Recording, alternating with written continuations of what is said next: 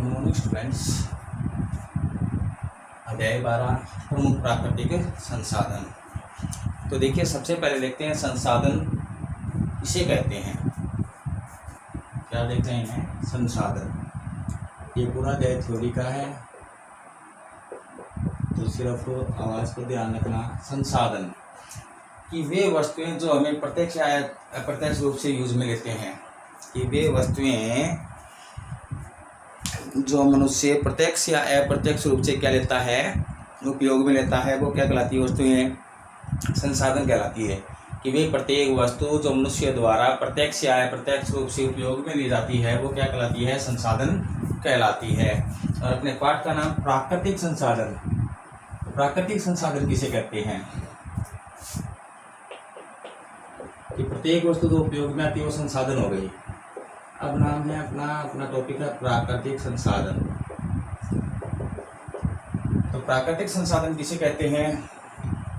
तो इसके बारे में क्या बताया जाता है कि वे वस्तुएं जो हमें प्रकृति से सीधे प्राप्त होती है, या वे संसाधन जो हमें प्रकृति से सीधे प्राप्त होते हैं, वो क्या कहलाते हैं? प्राकृतिक संसाधन कहलाते हैं। कि वे वस्तुएं जो हमें प्रकृति से सीधे प्राप्त होती है, प्राकृतिक संसाधन कहलाती है। ठीक है ना। अब देखिए, प्राकृतिक संसाधन के अनेक प्रकार होते हैं। विकास के आधार पर, उत्पत्ति के आधार पर और वितरण के आधार पर। तो सबसे पहले हम देखते हैं विकास के आधार पर प्राकृतिक संसाधन के प्रकार।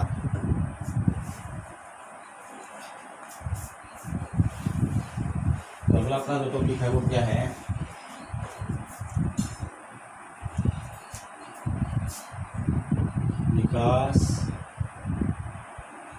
विकास के आधार पर प्राकृतिक संसाधन के प्रकार।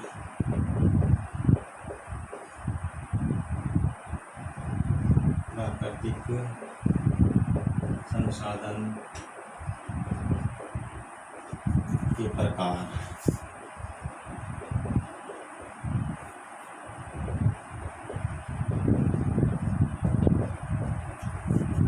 तो देखिए क्या टॉपिक है कि विकास के आधार पर आपको बताना है प्राकृतिक संसाधनों को कितने भागों में विभाजित किया गया है। तो देखिए, विकास के आधार पर प्राकृतिक संसाधन को मुख्य रूप से दो भागों में विभाजित किया जाता है। कौन कौन से? तो पहला है वास्तविक संसाधन। वास्तविक संसाधन। दूसरा है संभाव्य संसाधन। वास्तविक संसाधन, दूसरा है संभाव्य संसाधन। ठीक है ना। तो देखिए, वास्तविक संसाधन किसे कहते हैं? वे संसाधन या वस्तुएं जिनकी संरचना या मात्रा हमें पता हो, ठीक है, और जिनका इस्तेमाल हम इस समय कर रहे हैं, तो वे वस्तुएं क्या कहलाती है? वास्तविक संसाधन कहलाती है। कि वे वस्तुएं जिनकी संरचना या मात्रा हमें पता हो, जिसका इस्तेमाल हम प्रेजेंट टाइम में कर रहे हैं या इस समय कर रहे हैं, तो वो क्या कहलाते हैं? वास्तविक संसाधन कहलाते हैं। जैसे जर्मनी में कोयले की मात्रा, खनिज तेल की मात्रा, महाराष्ट्र में काली मिट्टी की मात्रा। तो जिनकी हमें मात्रा पता हो, ठीक है, और जिनका उपयोग हम कर रहे हैं, तो वो संसाधन क्या कहलाते हैं? वास्तविक संसाधन कहलाते हैं।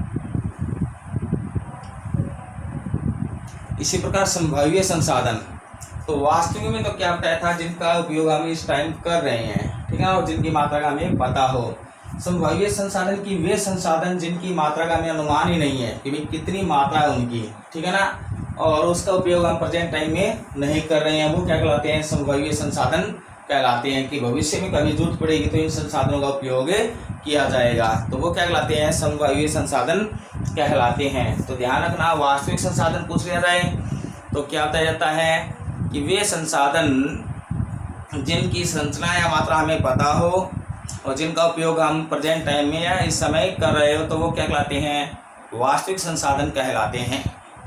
और वे संसाधन जिनकी मात्रा का हमें अनुमान नहीं है और जिनका उपयोग हम इस समय नहीं करें, भविष्य में करेंगे, तो वो क्या कहलाते हैं? संभाव्य संसाधन कहलाते हैं। ठीक है ना।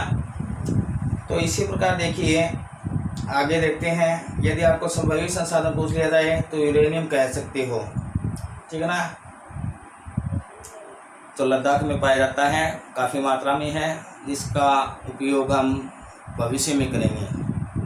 इससे किसी भी प्रकार से संबंधित जो प्रोडक्ट बनेगा उसके आधार पर। अब देखते हैं उद्गम या उत्पत्ति के आधार पर। तो अगला देखिए टॉपिक अपना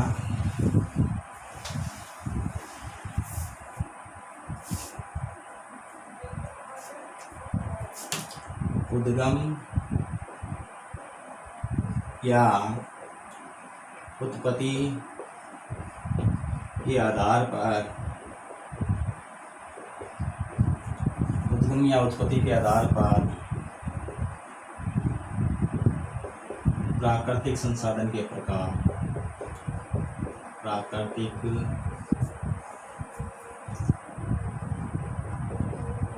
संसाधन के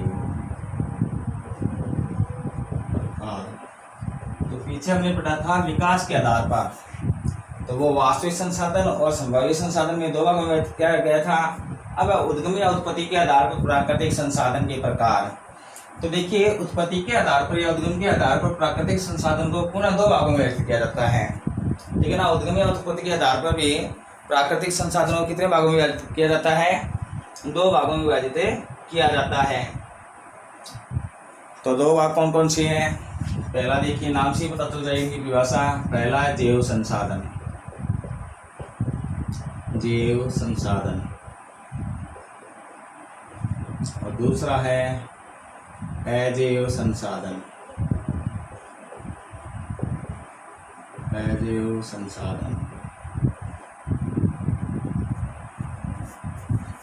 तो देखिए जैव संसाधन किसे कहते हैं कि सजीव या जीवित वस्तुएं जैव संसाधन कहलाती है। जितनी भी सजीव वस्तुएं होती हैं, जैसे पेड़ पौधे, मनुष्य, जंतु आदि क्या होते हैं? सजीव होते हैं। तो जितनी भी सजीव वस्तुएं होती है वो क्या कहलाती है? जैव संसाधन कहलाती है। इसका विपरीत वे वस्तुएं जो निर्जीव है या जीवित नहीं है वो क्या कहलाती है? अजैव संसाधन कहलाती है। जैसे वायु है, मिट्टी है, प्रकाश है। ठीक है ना। तो ये सजीव में नहीं लिया जाता, निर्जीव में लिया जाता है। तो जो भी निर्जीव वस्तु होती है वो क्या कहलाती है? अजैव संसाधन कहलाती है। देखिए इनका उपयोग अवश्य होता है। संसाधन किसे कहते हैं? मैंने आपको प्रारंभ में बताया था कि जिन वस्तुओं का हम उपयोग करते हैं, चाहे प्रत्यक्ष रूप से करें चाहे अप्रत्यक्ष रूप से करें, वो वस्तुएं क्या कहलाती है? संसाधन कहलाती है। ठीक है ना। अब वो सजीव है तो जैव संसाधन कहलाती है, और यदि निर्जीव है तो वो अजैव संसाधन कहलाती है। जैसे जैव संसाधन में तो आप पेड़ पौधे यूज में लेते हो या नहीं लेते हो, तो वो जैव संसाधन हो गया। इसी प्रकार मिट्टी है, प्रकाश है, इनका भी उपयोग हम करते हैं। श्वसन क्रिया में भी किया जाता है वायु का, जैसे। तो ये क्या है? निर्जीव वस्तुएं हैं, लेकिन इनका उपयोग करते हैं, तो ये क्या कहलाएंगे? अजैव संसाधन कहलाते हैं, क्योंकि ये निर्जीव है। ठीक है। अब देखते हैं वितरण के आधार पर।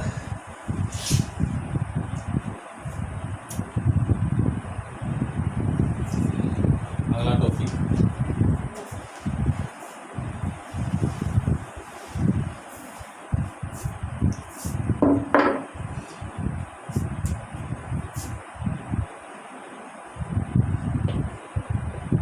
वितरण के आधार पर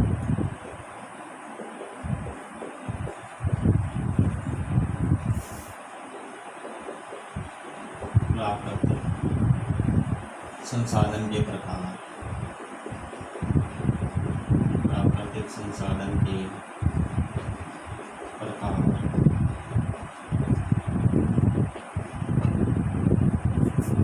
किसके आधार पर देख रहे हैं? वितरण के आधार पर प्राकृतिक संसाधन के प्रकार देख रहे हैं। तो ये भी दो प्रकार के होते हैं। पहला होता है सर्वव्यापक संसाधन।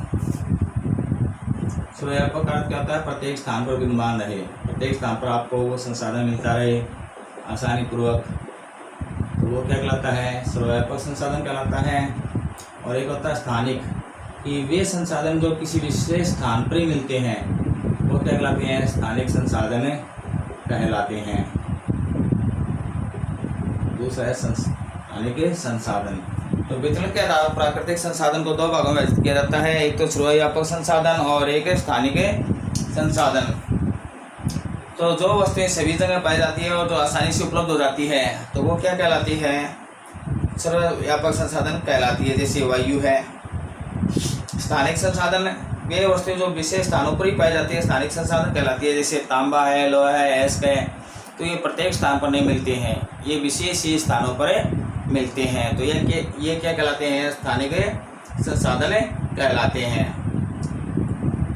अब देखिए प्राकृतिक संसाधन है, उनको मुख्य रूप से समझने के लिए इसके दो भागों में विभाजित करते हैं, ठीक है ना। एक तो नवीकरणीय संसाधन और एक अनवीकरणीय संसाधन।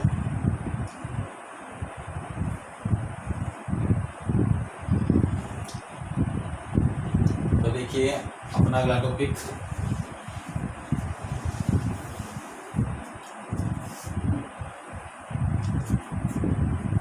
अब मुख्य रूप से संसाधन को दो भागों में किया जाएगा, नवीकरणीय संसाधन और दूसरा अनवीकरणीय संसाधन। नवीकरणीय का क्या होता है, जिसका पुनः निर्माण किया जा सके या जिसको पुनः उपयोग में लिया जा सके, वो तो क्या कहलाएंगे, नवीकरणीय संसाधन। और जिनको पुनः उपयोग में न लिया जा सके वो क्या कहलाएंगे, अनवीकरणीय संसाधन कहलाते हैं। तो देखिए प्राकृतिक संसाधन को मुख्य रूप से समझने के लिए इसको दो भागों में विभाजित किया जाता है। एक नवीकरणीय संसाधन, वे वस्तुएं जिनका निर्माण या प्रयोग दोबारा किया जा सकता है, ठीक है ना, वो क्या कहलाते हैं, नवीकरणीय संसाधन कहलाते हैं। जैसे सौर ऊर्जा है, पवन ऊर्जा है, इनका पुनर्निर्माण किया जा सकता है, ठीक है ना। और अनवीकरणीय संसाधन, वे वस्तुएं जिनका भंडार सीमित है और जिनके निर्माण की पुनः कोई भी संभावना, बहुत ही कम संभावना रहती है, वो क्या कहलाते हैं, अनवीकरणीय संसाधन कहलाते हैं। जैसे कोयला है, पेट्रोलियम है, प्राकृतिक गैस है आदि, ठीक है ना। इनका पुनर्निर्माण नहीं किया जा सकता है, इनका भंडार क्या होता है, सीमित होता है, तो वो संसाधन क्या कहलाते हैं, अनवीकरणीय संसाधन कहलाते हैं। कोई दिक्कत नहीं होगी, नॉर्मल एकदम।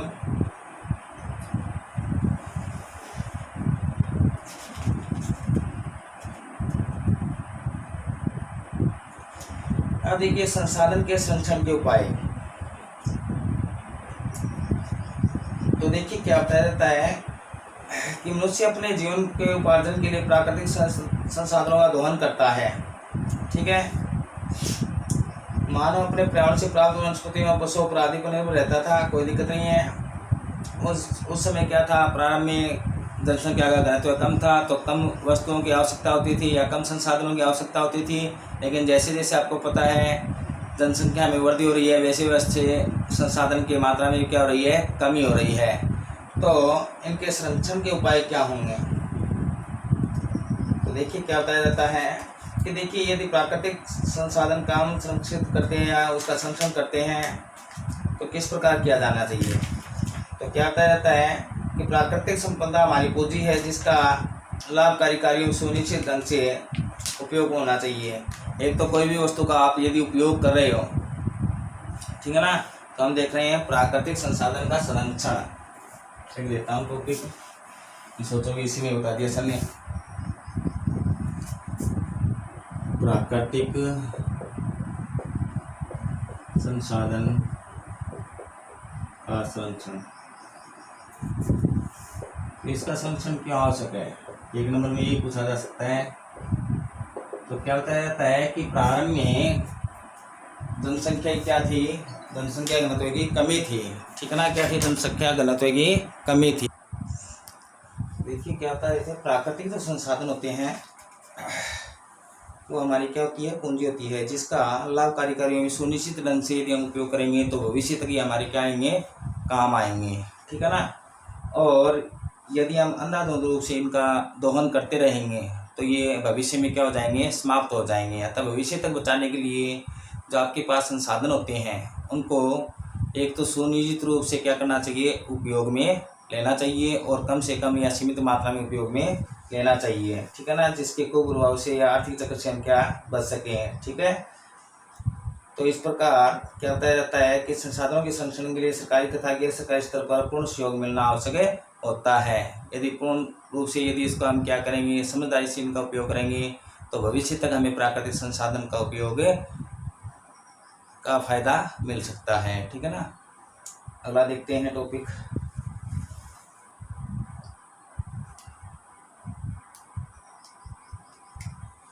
सामाजिक वानिकी।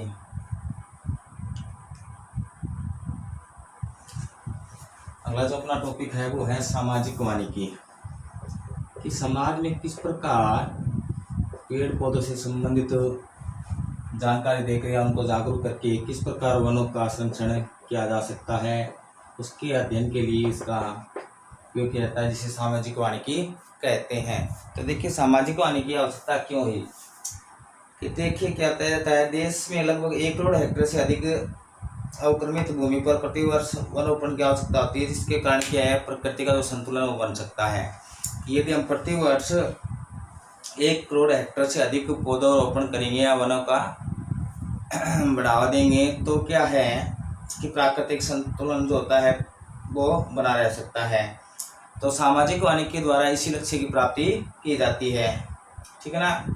इससे न केवल वन क्षेत्रों की वृद्धि होगी, बड़े पैमाने पर रोजगार का विसर्जन होगा। ठीक है। राष्ट्रीय वन नीति से पूर्व राष्ट्रीय कृषि आयोग ने भी वन क्षेत्र को बढ़ाने के लिए सामाजिक वानिकी को अपनाने के सुझाव दिए थे। ठीक है। ताकि वन क्षेत्रों के विस्तार के साथ ही गाँव वालों को चारा, जलाव, लकड़ी, गौण वन उत्पाद प्राप्त हो सके। इससे लोगों के लिए लोगों द्वारा कार्यक्रम के रूप में मान्यता प्राप्त हुई है। सामाजिक वानिकी के जो घटक होते हैं प्रमुख रूप से 3 होते हैं। एक तो कृषि वानिकी होती है, एक वन विभाग द्वारा नहर, सड़क, अस्पताल आदि जो होते हैं, सार्वजनिक स्थान जो होते हैं, उनके प्रत्येक स्थान पर क्या है, वृक्षारोपण करने की आवश्यकता होती है। जो लास्ट है वो क्या है, ग्रामीण द्वारा सार्वजनिक वृक्षारोपण करना चाहिए। जैसे शहरों में तो क्या है, जैसे अस्पताल हो गए, सड़क हो गई, नहर हो गई, वहाँ पर क्या है, वृक्षारोपण करना चाहिए। और गांव वालों को प्रत्येक सार्वजनिक स्थान पर क्या करना चाहिए, वृक्षारोपण करना चाहिए। ठीक है। अगला टॉपिक है अपना वन्य जीव संरक्षण।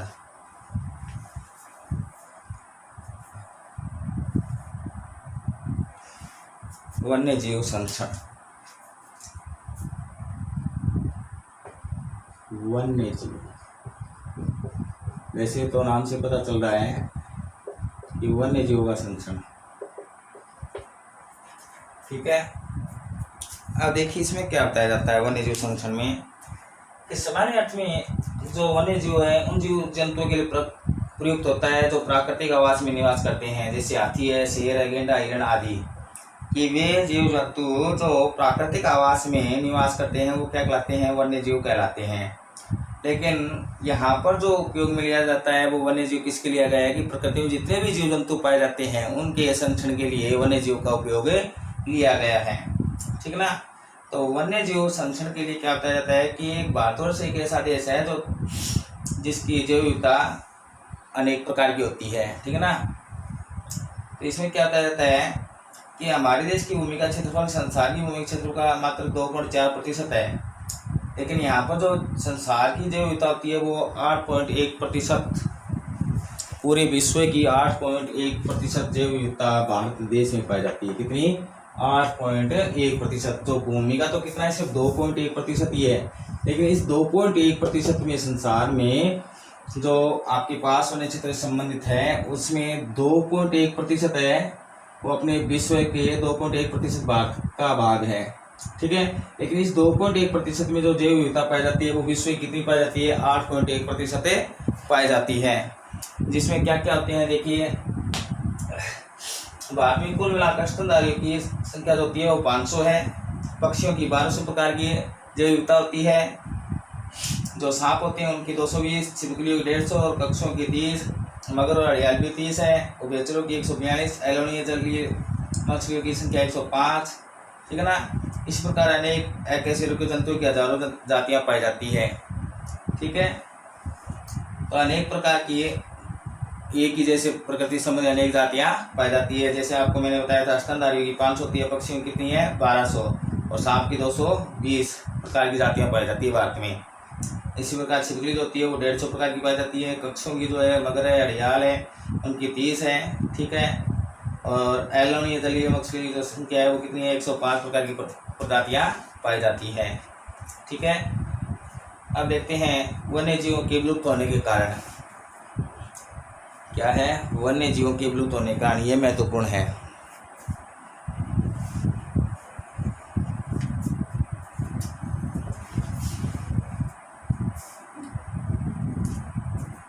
वन्य जीवों के विलुप्त होने के कारण एक तो मुख्य रूप से कारण आप बता सकते हो जनसंख्या वृद्धि। तो इन जनसंख्या वृद्धि होने के कारण उनको क्या आवास की आवश्यकता होती है लोगों को रहने के लिए, और वो आवास रहने के लिए आवश्यकता होती है तो वो क्या करते हैं, जंगलों को नष्ट करते हैं। ठीक है ना। इसी प्रकार बड़े बड़े बांध बनाए जाते हैं, तो वो भी कहाँ पर बनाए जाते हैं, वन्य क्षेत्रों में बनाए जाते हैं। तो आपको क्या बताया गया है, वन्य जीव जो होते हैं उनके विलुप्त होने के कारण क्या है। पहला है प्राकृतिक आवास का नष्ट होना, कि वन्य जीव है, जैसे आपको बताया प्राकृतिक आवास नष्ट होने के कारण क्या है, उनकी प्रमुखता आपदाएं जैसे ज्वालामुखी विस्फोट, भूकंप आदि इसके कारण होते हैं। ठीक है ना। तो सबसे पहले हम देखते हैं जनसंख्या वृद्धि के कारण भी मानव की आवश्यकता बढ़ती गई और उनके आवास की भी आवश्यकता बढ़ती गई। आवास के लिए अधिक स्थान की आवश्यकता होती है, तो वो वन्य जीवों से संबंधित जो वन्य क्षेत्र होते हैं उनको क्या कर देते हैं, नष्ट कर देते हैं। इसी प्रकार उद्योग के लिए भी वन भूमि का अतिक्रमण किया जाता है। ठीक है, जिससे वन्य जीव नष्ट हो जाते हैं। इसी प्रकार विभिन्न प्रकार के जो बांध बनाए जाते हैं उनके लिए भी जगह की जो आवश्यकता होती है वो भी वन्य क्षेत्रों को समाप्त करके ही प्राप्त की जाती है। ठीक है ना। इसी प्रकार ग्रीन हाउस प्रभाव के कारण भी पृथ्वी के आसपास वातावरण गर्म हो जाता है, जिससे क्या है, वनों में आग लग जाती है। वन्य जीवों का अवैध शिकार, प्रदूषण, मानव तथा वन्य जीवों में संघर्ष आदि कारण क्या है, वन्य जीव है वो विलुप्त होते जा रहे हैं। कि वन्य जीवों का अवैध शिकार करते हैं, प्रदूषण के कारण भी वन्य जीव वो नष्ट होते जा रहे हैं। ठीक है। तो अनेक प्रकार से वन्य जीव विलुप्त होने के कारण हमने देखे। अब देखिए इसमें एक अधिनियम बनाया गया कि वन्य जीवों के संरक्षण के लिए एक संस्था बनाई गई 1948 में, 1972 में। तो वो संस्था क्या थी, IUCN। क्या नाम था, वन्य जीवों के संरक्षण के लिए एक संस्था बनाई गई जिसका नाम क्या था, IUCN। ये वन्य जीवों के संरक्षण के लिए तो संस्था का निर्माण किया गया, उस संस्था का नाम क्या है, तो IUCN का गठन किया गया। ठीक है, जिसका पूरा नाम क्या होता है IUCN का, तो I से इंटरनेशनल, U से यूनियन और C से कन्वर्जेशन ऑफ नेचर। ठीक है, तो international union for conversation of nature. ठीक है। तो इसके द्वारा एक विशेष बुक का निर्माण किया गया जिसमें क्या है कि कौन कौन सी जातियां हैं वन्य जीवों की वो विलुप्त हो रही है, तो उनसे संबंधित क्या है डाटा या आंकड़े प्राप्त किए जाते हैं और वो एक पुस्तक में लिखे जाते हैं। उस पुस्तक को कहा जाता है रेड डाटा बुक। यदि आपको पूछ लिया जाए रेड डाटा बुक किसे कहते हैं, तो देखिए क्या टॉपिक है, रेड डाटा बुक। तो ये वह पुस्तक होती है जिसमें विलुप्त होने वाली जातियां जो होती है, विलुप्त होने वाली जातियां उनका वर्णन किया जाता है। तो आपको पूछा जाए रेड डाटा बुक किसे कहते हैं, कि वह पुस्तक जिसमें वन्य जीवों के विलुप्त होने की जातियों का वर्णन किया जाता है रेड डाटा बुक कहलाती है। ठीक है, जिसके आधार पर वन्य जीवों को अलग अलग जातियों में परिभाषित किया जाएगा। ठीक है, इनसे संबंधित जो अध्ययन है हम नेक्स्ट क्लास में करेंगे। आज के लिए इतना काफ़ी है। ठीक है ना। रेड डाटा बुक से संबंधित जो आपके पास विलुप्त जातियां हैं उसका अध्ययन नेक्स्ट क्लास में। Okay, good bye.